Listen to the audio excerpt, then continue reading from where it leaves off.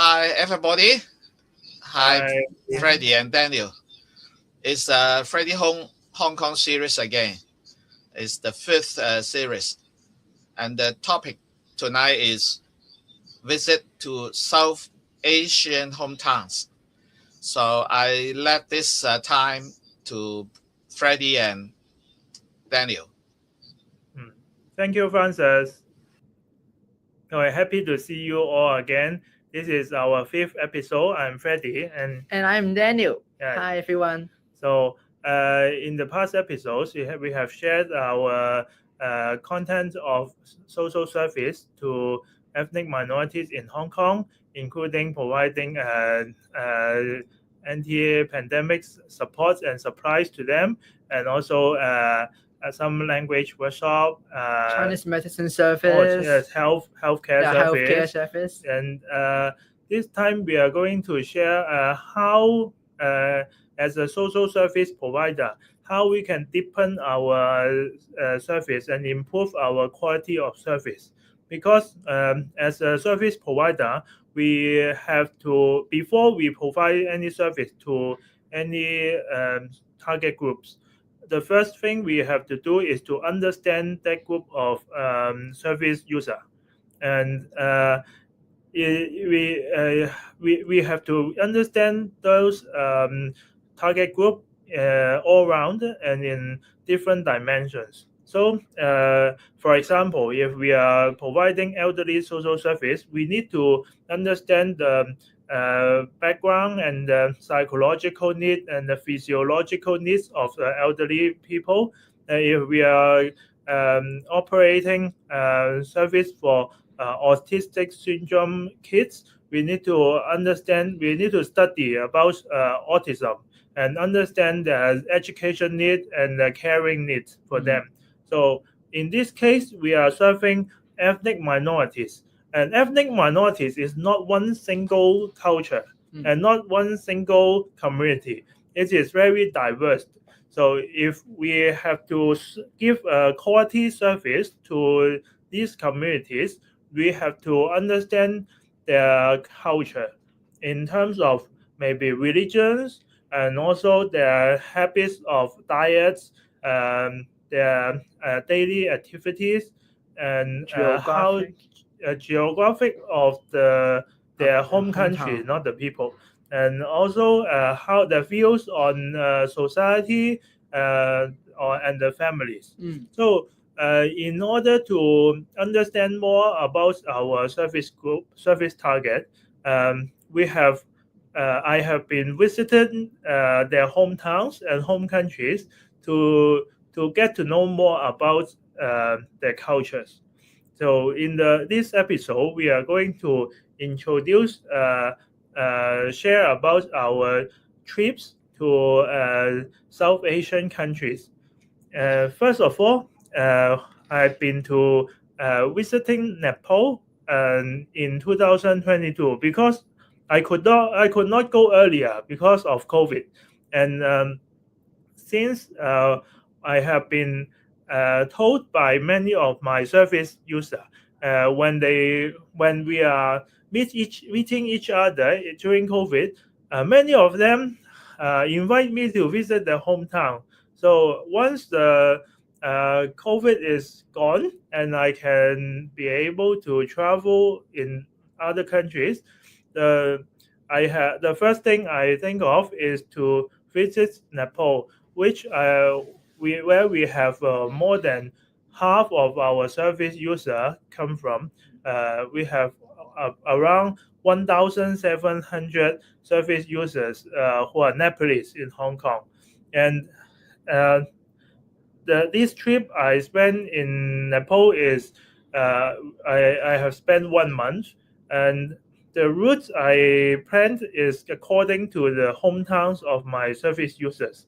For example, many of them come from Dharan and Ilam in the east Nepal, and also from Gurkha, Gandaki, Ganjuk, and Pokhara in the west. Most of them are Gurungs, and some also from Butwal and Chitwan. So these are places of the hometowns of my service users, and I've been visiting these towns and cities in the trip of Nepal. For example, the first place I've been when I arrived in Nepal is Dharan and Ilam. It is famous of their tea production and tea trading, and I had a nice dancing on the hills with the locals, and there I understand the major economy and business is tea production, and this is quite geographically near close to the Darjeeling in Nepal, in India, and also they are very proud of their tea quality. And after that, I've been to the small village, small town Gorkha, and if you don't know Gorkha, then you don't know Nepalese community in Hong Kong, because most of them were the army. Yes. Served in Hong Kong for around 50 years. They came in the 60s and 70s, and we have to understand this in order to know the history of why we have such a population of Nepalese in Hong Kong, and why they have been hired as professional security guards nowadays, and what kind of ethnicity and castes they come from. And we saw a lot of monuments about the historical Shah dynasty in Gorkha as well, with the fascinating background of the snowy mountain. And without visiting this place, we can hardly understand how comes in many Nepalese shops in Hong Kong they put the snowy mountain and on the signboard and in the interior decoration, because the highest mountain in the world is Himalaya. It's located in Nepal, and this is the fishtail view from Pokhara, the lake city. I guess a lot of Hong Kong people, if they have been visiting Nepal, should know this place, because it's quite touristic. And then we went to this also Gorkha, and then I went to Lumbini. Lumbini is the birthplace of Buddha, and many of our Nepalese surface users are very proud of this place, and they recommend me to go to this place because it's quite a sacred place for pilgrimage for Buddhists. But not I didn't visit this place just for the touristic purpose. I meet some Hong Kong Nepalese in Lumbini, and also in the nearby town, just half an hour bus ride, Butwal. Yeah, this friend also, he's also Nepalese in Hong Kong, and when I was traveling in Nepal, he was also in Nepal, so we meet up and visit his home. And finally, I've been to the Kathmandu, the capital city, which nobody can escape because the international airport is located in Kathmandu. And there's also a small city in near Kathmandu. It's called Chitwan, where the national park is located. We can find the endangered rhino over there. Actually, I visit the Nepal for several purposes. And the main purpose is to understand the culture and the culture of the home country of my service user, in order to provide better service back in Hong Kong. First, I have to do a lot of home visit. In Nepal, I guess I have visited like 7 or 8 homes of Hong Kong Nepalese people, And second, I need to understand more about the history of the country. For example, Gurkhas. That's the main purpose I visit Gurkha. It is a small city that many tourists will miss because it's up on a hill and very difficult to go. Third purpose, I need to understand the religion. Religion is guiding the perspective of everyone to see how they view the society and how they view the world and their relationship with people, family members. So without understanding religion, we can't fully understand the mindset of a culture. And finally is the natural scene. Natural. Yes, and including geographic. Yes. We see a lot of wild animals in Chitwan, of course, in the south pole, but in the north we can see astonishing snowy mountain, which is constructing the pride of Nepalese people. So without understanding fully in all these perspectives and these items, we can't understand deeply how a culture is. So after Nepal, I've been to Bangladesh. Just 2 months after Nepal, I've been to Bangladesh because during the COVID, I have promised so many of my South Asian friends that I will visit their hometown once the COVID is gone. So I went to Bangladesh. Bangladesh is more concentrated. The cities are not too far from each other. It's like a square or rhombus in shape. So I went to Bogora and Chittagong, Khulna, and Dhaka. Mainly these four cities. And Bogora is located in the northwest of the country, which is where we can find the historical Buddhist sites over there. And I met some local friends there who has introduced me the very famous Bangladesh dessert called doi. It is a concentrated yogurt. It has a sweet or non-sweet version, and I enjoy it very much. And this is the port of Chittagong, and I met a local family over there, which is a Hindu family, a minority religion in Bangladesh, which is has a majority population of Muslim, and these are the herbs and the seeds, the spices produced locally in Bangladesh. And I've also visited some historical and religious sites in Bangladesh. We understand that they have a huge trading business in Bangladesh, and I also visited some Hong Kong Bangladeshi back in their home country. And many of them are operating businesses, and by visiting Bangladesh, I can understand more about the economy, and also I visit a lot of the religious sites and talk to the people so that I can understand more how they feel their relationship with other religions and how they feel their own religions as well.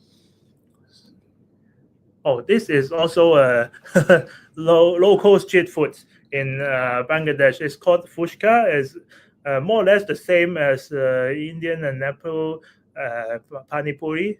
And in Hong Kong, we can also find it. So after Bangladesh, the next station it was Pakistan. But Pakistan, I have visited it in two separate trips. First trip, I've been to the south part, Karachi and Mohenjo-daro. Karachi was the former capital of Pakistan, and it is relatively more westernized or international city, and it has a sea coast. The north part doesn't have the sea coast because it's more inland, so we can see even camels walking on the beach. Yes.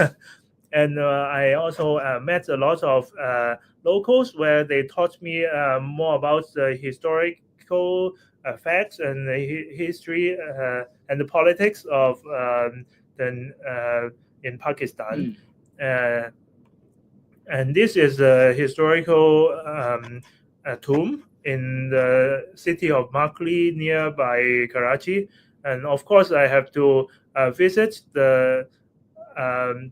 This uncle is wearing a Sindhi hat, Sindhi topi, and it is a traditional headwear of the state of the southeast state of Sindh area in Pakistan. And of course, I have to visit the very famous Mohenjo-daro. Yes. It is the birthplace of Indus Valley civilization. So we need to understand this because otherwise we couldn't fully and deeply understand the relationship between Pakistan and India, which was independent separately just around 80 years ago. But before, they shared a lot of common culture and historical background.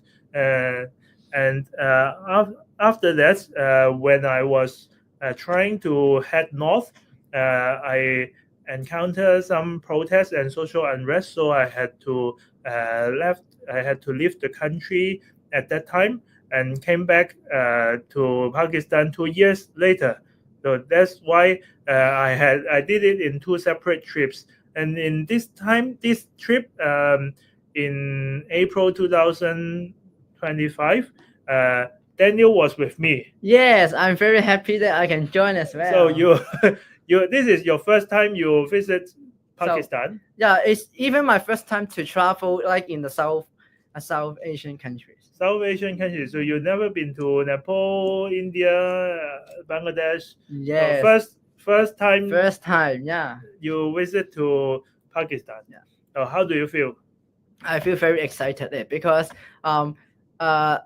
of course, honestly, when I firstly approached my families that I have this planning, and then they will have a very first impression that is relatively dangerous places. But unfortunately, during the trip, I keep sharing my happiness to them, and then turns out that they try to understand that this place is full of very many places for us to learn more and explore. Like Freddie mentioned, it's very full of many historical heritage, and it's very a good time for us to learn the history behind of this kind of heritage. I remember last week we have talked about learning the language of the locals of other cultures. So did you practice your language during the trip? Yes, I try my very best to talk as much as I learned in Urdu, the official language of Pakistan, with the locals there. And then from this picture, I think is also a good reflection about you can see the different designs from the certain dynasty before. Like just now, as Freddie mentioned, the Makni or no matter from this Lahore fort, it's also you can show from the architecture you can see the very special design of the Mongol dynasty. Oh, Mongol architecture. Yeah, Mongol. But by interacting daily with the local people, did you find your Urdu improved? Yes, I did find my Urdu improved because sometimes if I say wrongly, they will correct me, and at the same time, if I say something is correctly and I show my smile with a very good greeting, they feel so happy and say, "Oh, you did so well. You know a lot," and then that's very encouraging to me. I think this is a very good practice and training for us to smoothen our language, so that when we come back, we can communicate better with our service user. Yes. Not only in terms of language, but because we know we travel deeply in their home country, so we know more places and we have more themes to talk about. Like this, in this picture, it is in the north of Pakistan. It's called Hunza, which many of our Pakistani service users recommend us to go, and we really go. Yes. So we really went there, so we can share our experiences with them, and of course, when we come back and share about our experience, they are very happy to see us visiting their places, Yes. and they're happy to listen to our trips, our journey. After visiting the north, we came back to the capital city of Islamabad, and there's a historical Buddhism site of Taxila, where even the famous Chinese monk Tang Shenjiang, Tang Samzhong, yeah. also went there for 2 years meditation. So, but of course, Pakistan is an Islamic country. They have one of the biggest mosques in the world is in Islamabad, and these are monuments of Islamabad. And green, the color, the person in green is you, right? Yes. And we meet some friends, local friends there, and then we have a very good meal during that time. And this is the place where we visiting one of the city called Attock. Actually, these families have a linkage with Hong Kong Pakistanis, and they were introduced by our Hong Kong Pakistan friends. So they toured us around in the small town. Actually, it's not small, but the town of Attock, and where many of Hong Kong Pakistani come from. So we understand more about the hometown, and especially for those towns where lots of Hong Kong Pakistani came from. For example, Lahore or Attock or Peshawar. I also met some Pakistani who have been living in Hong Kong in the village nearby Attock is in Hasro, and finally we visit Peshawar. That's where we find that we by improving our Urdu is not enough, because a lot of Hong Kong Pakistani came from another city called Peshawar, and they speak Pashto. Yeah, they speak Pashto. The language that so we also tried our best to learn some Pashto words, Pashto vocabs from this city, and this is also the one of the purpose why we have to visit the home countries of our service users, because we need to understand. In order to understand the culture, we have to understand also the food culture, the history, the politics, the economy, geography, religions, and also the language. These are all very important elements in understanding a culture. So after visiting these home countries, of course, I also want to visit India again. Before, I have been studying in India for 1 year, so I have been also visiting India cities, many Indian cities before the COVID happened. So of course, I also want to visit more deeply. Every home countries we cannot cover every cities. So we will go to Nepal again in the future, also Bangladesh. So this is why we have to visit their hometowns, and not just for sightseeing, not for tourists. We went there to understand more deeper in the culture of our service user, and as more important is we grasp the opportunity to visit their homes, and if they are also back in their home countries, or we can visit the families of our service users. It's also contribute a lot to improve our quality of service. Yes. So that is what we have to share today. Thank you, Daniel. Thank you. And thank you, Francis. Francis, for inviting us to share today. And remember to like this channel. Yes. Okay, thank you. It's very interesting to learn your hometown visit, huh? And also sharing with us the happiness in working with the ethical minorities in Hong Kong. So if you like our English YouTube channel, please like, share, and comment so that more people both in Hong Kong and overseas can have a better understanding on the ethical minorities communities in Hong Kong.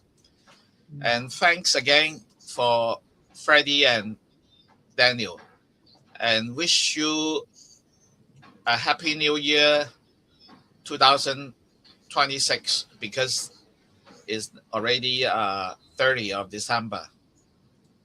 Thank you, Francis. Thank you. Happy New Year. Okay, bye-bye. Bye.